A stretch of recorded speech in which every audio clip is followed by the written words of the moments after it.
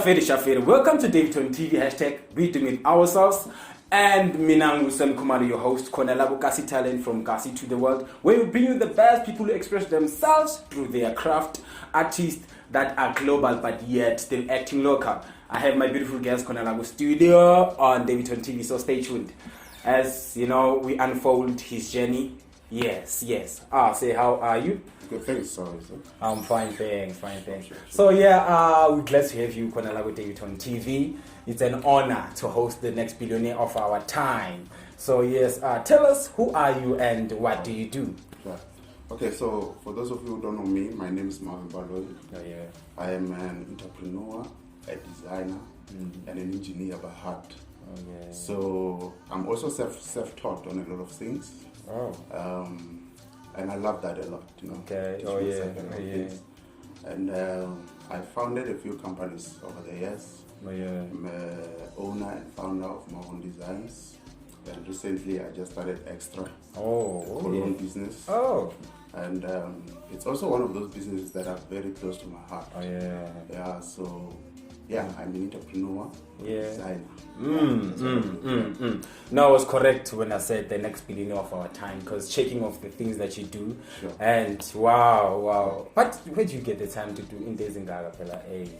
These are a number of things. Sure. I think it comes from passion. Oh yeah. I just naturally love doing what I do. Yeah. So the time will be there. I mean, like if you're doing what you love, there's no excuse. Yeah. But in the back of my mind, I'm thinking, Guti, how did the love of design, industrial design, come about? Sure. Did you see yourself maybe in high school or primary as the designer that you are today? No. Yeah. No. Back then, I think what led to who I am today is the level of curiosity that I had growing up, of which I still have today. You know, I was a very curious person, so I always ask myself, like, if I see something, I'm like, man, that's cool. Yeah. I wonder how they did that. So back at the time, even throughout high school, I had not heard of industrial design. Oh yeah. I actually stumbled upon it by mistake. So it's for me, back in the days, I was like, okay, I wanna design house plans and malls and whatever, because that's what I was exposed to.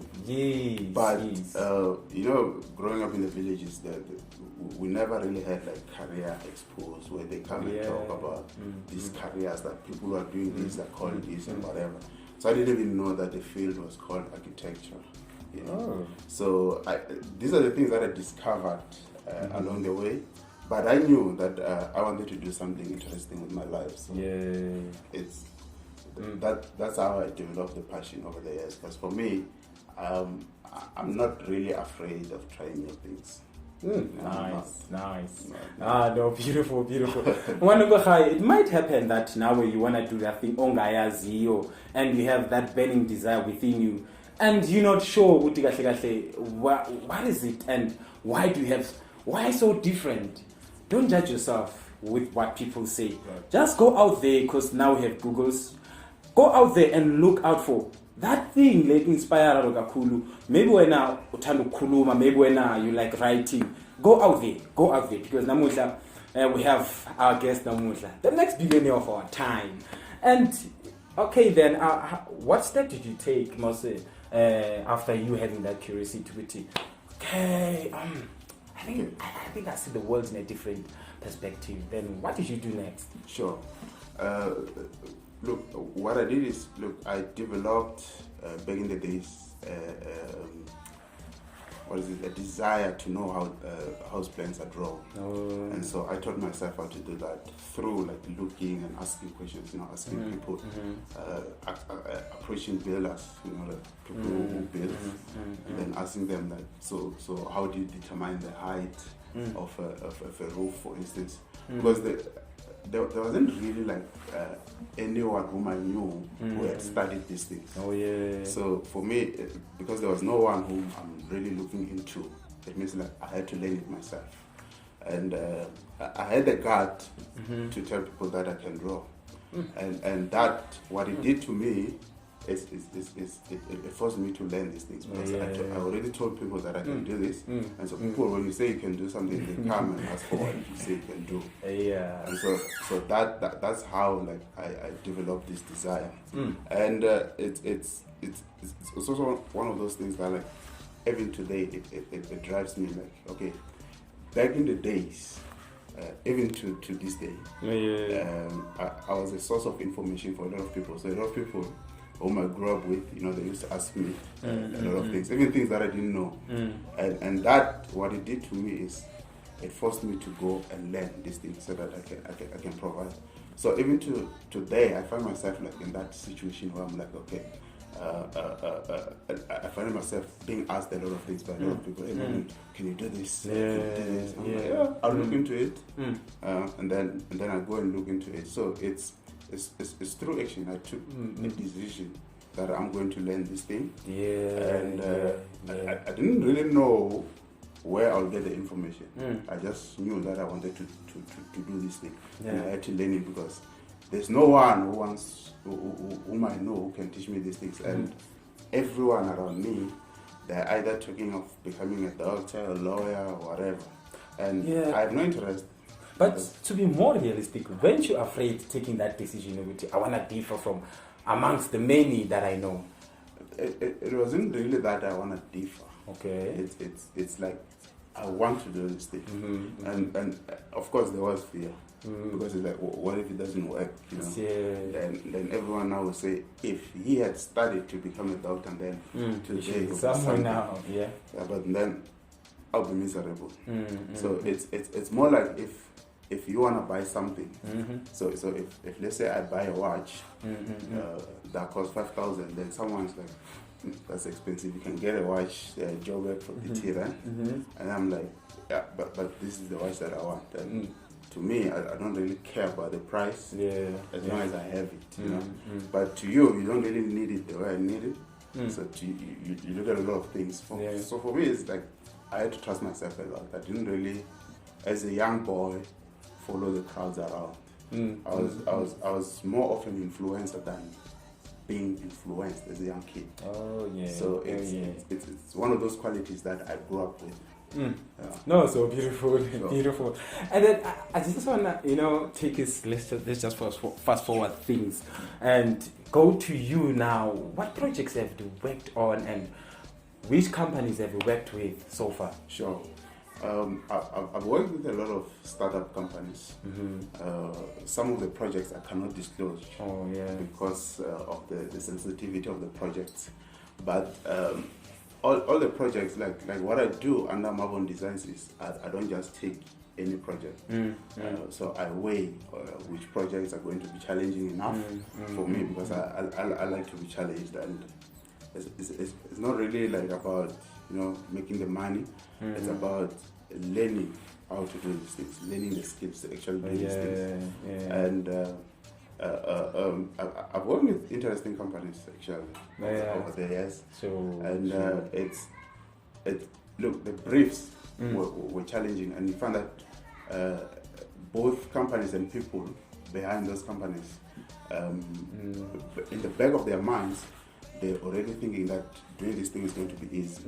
And so you are expected to now and then deliver in a more faster way, and delivering in a more faster way than for certain things. Because me, when I'm designing, I have to break this thing down, and I'll be asking a lot of questions along the way, of which then now these are the things that the person didn't think about when they say they want to do something. So now I'm having all of these issues which you did not think about before you come to me, and already I've quoted you. So now when I say, look, man, I think in order for us to complete this project, we'll need to go back to our drawing board and look at the prices.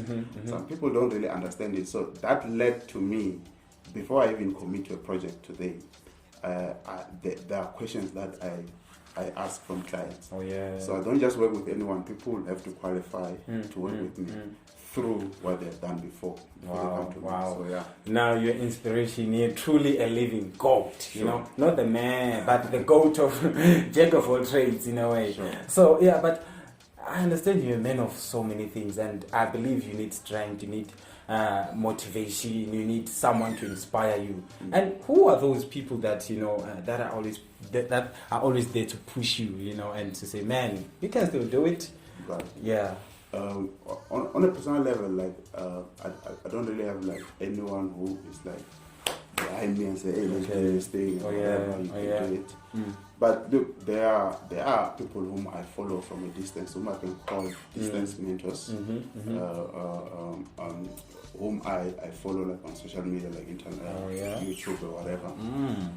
The likes of Patrick David of Daveytontv. Okay.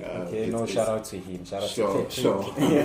yeah. Shout out to Pat. Yeah. He has influenced me, more especially in the business world. He was one of those guys that when I first discovered him, he wasn't a godlike person, the perfect guy. It's one of those people who talked about the mistakes they've done, all those things. So it's like, I like that. Because this is a guy who have made mistakes and they still made it in business. And that's whom I'm modeling. That's profound. Sure. Now probably you think to yourself, I've made so many mistakes, I can't cope. But mistakes themselves, they're a process of you growing. Sure. In what you are doing. So never because when you couldn't, reach the peak of your dream or the peak of your business. No. Small, you get there. Sure. We have Marvon Namuhla in the building, and he's telling us with his journey, Guti, how did he be the man that he is today? And what scripture, no matter what statement, what favorite quote that keeps you going, that makes you that, but the vision has to leave, because now it's you who has, employment for the next 50 people, 100 people. Sure. So one of the statement that I took from Patrick David is that the bill always comes due.